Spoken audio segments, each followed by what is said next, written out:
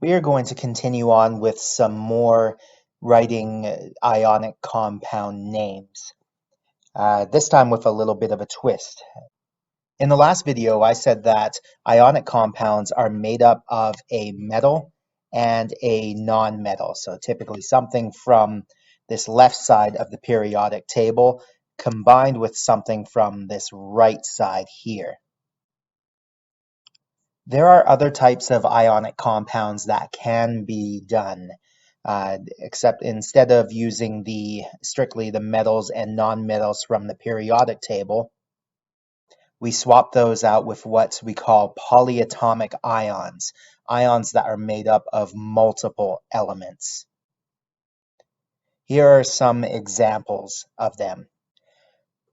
On the left side are positive ions, and we only have one listed here, ammonium. This replaces the metal part of the ionic compound. On the right side, we have the negative ions. This replaces the non-metal part. Replaces. Here you can see three examples of ionic compounds that use these polyatomic ions, either to replace the non-metal, the metal, or both. For these questions, it's handy to have that reference sheet available that shows all those polyatomic ions. So let's start off with CaCO3. So looking at the start of that, this uses a metal from the periodic table. It doesn't start off with the ammonium. That's the only polyatomic ion that can replace the metal. So Ca, do the scavenger hunt on the periodic table, and you'll find that this is calcium. Then the next part, CO3, is one of the polyatomic ions on the periodic table. That one is called carbonate.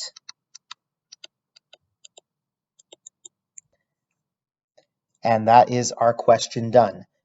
Unlike the previous questions that had a single element, we do not have to change the end of the name to IDE. Another example. So this one is starting with ammonium, the only polyatomic ion that can replace the metal. So NH4, checking out the list, that was ammonium. And the second part, O, oxygen.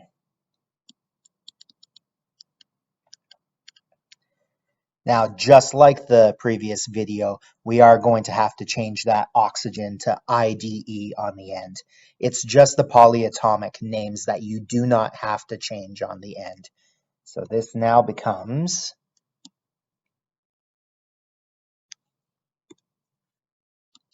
oxide, ammonium oxide.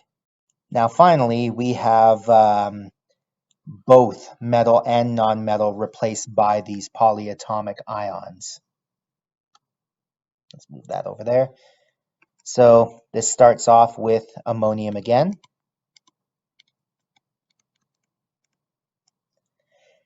And ends off with PO3, which is phosphite. And that is it for including polyatomic ions in ionic compounds.